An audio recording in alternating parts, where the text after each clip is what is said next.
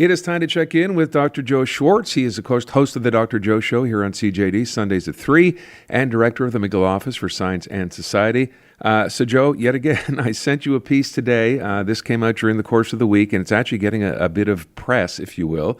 The article simply says the headline, "Too much coffee and fizzy soda may raise the risk of stroke while tea may reduce it." So let me jump right off the top and again say, this one's not on the internet. This is a study, and I want to know, you've had a chance to look at it. What do you think?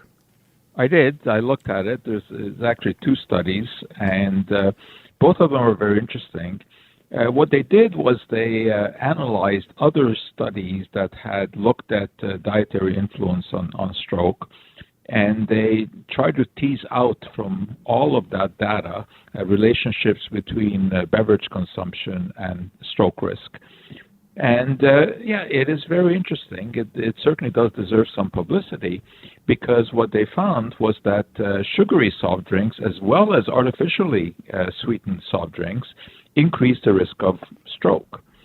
It's kind of surprising that the artificially sweetened ones are in there as well, because we've seen other contentions that they're linked to cancer and diabetes, etc.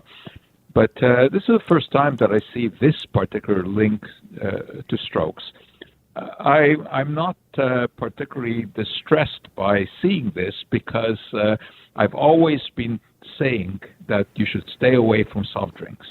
So this kind of corroborates everything that I've been saying. Mm-hmm. The mechanisms, nobody really knows. They don't really venture into that, but they've done some pretty good epidemiological surveys here, and what they find that even just one a day consumption of what they refer to as fizzy drinks, so those are the carbonated sodas, whether they're sugar sweetened or artificial sweetened, and they find an increased risk of stroke. And interestingly enough, they also looked at coffee, and they also find an increased risk of stroke, but only 4 cups or more a day. Less than that is actually protective. And something else that they find is that if you drink water instead of all of these things, 7 or more cups of water a day, let me just make sure people understand that doesn't necessarily mean 7 cups of water is taken from your water tap, because everything else that you consume, whether it's some of those fizzy drinks or anything, or the water in food, also counts. But the idea is that really we should be replacing all of those soft drinks with water, and the reason that the water seems to be beneficial is because the more hydrated you are, essentially the easier blood flows. Blood becomes thinner. I mean, that is sort of the colloquial expression, and that reduces the risk of stroke. They also looked at tea. And again here, we've talked often before about the benefits of drinking tea because of all the antioxidants that the tea contains. And they also found that 3 or 4 cups of tea a day reduces the risk of stroke. So there's nothing really new here in terms of any advice that we would offer, because we've long been saying that you should start to stay away from soft drinks, and that you should not go overboard in drinking coffee. And I think more than 4 cups is going overboard, and with less than 4 cups, there's no problem. There may even be a benefit. It's just that this study is interesting because it really does give us data to back up the nutritional advice that we've been giving. And I suspect the soft drink industry is going to fight back about this. That is to be expected, of course, because that this is their bread and butter. And they will go over this study, and they will try to find holes in it. But I don't think that there are too many holes to be found, because they did look at an awful lot of people, and the statistics are what they are. They tell the story. I just wonder, though, with respect to fizzy drinks, if you just drank, say, club soda, which has nothing in it but carbonated water, you're safe. Right. Good question. Yes. No, they do not refer to seltzer water or just club soda. It is the sugar and the sweetener that seem to be the problem. Okay. Now, why the sweetener?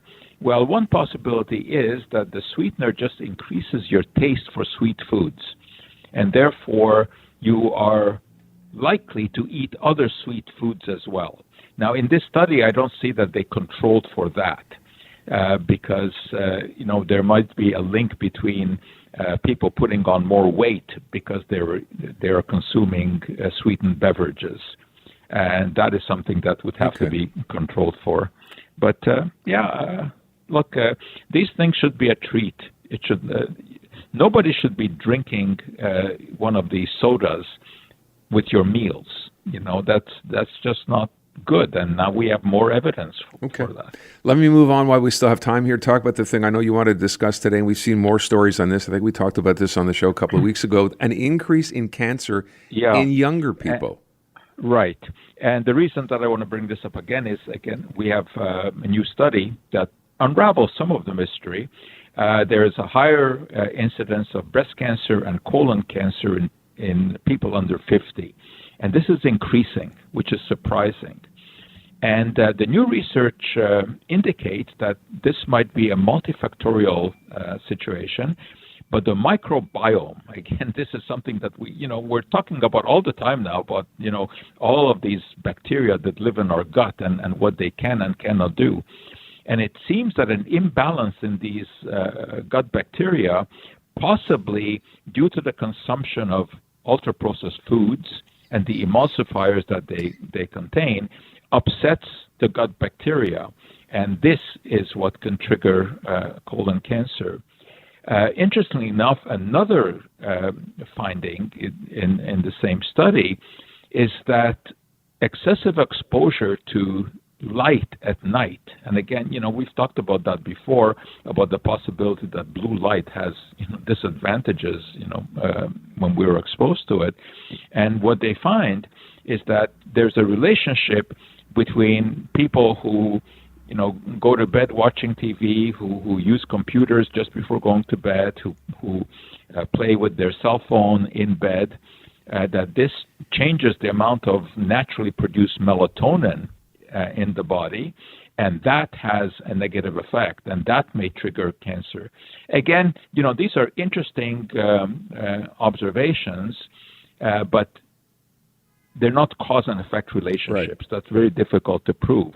However, the evidence is mounting that something is happening in our environment, that it's more than just genetics. I mean, genetics can be controlled for. We know that some cancers are caused by genetics, but there's been no change in genetics, in the last 50 years when we've seen an increase in these cancers. So something environmental is going on.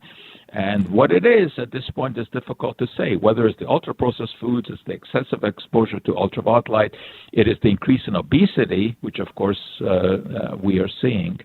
But it's not a comforting thing to see that there are serious cancer cases being diagnosed in younger people. All right, and that's where we will leave it. Dr. Joe, thanks so much. Appreciate it. Thanks, Aaron.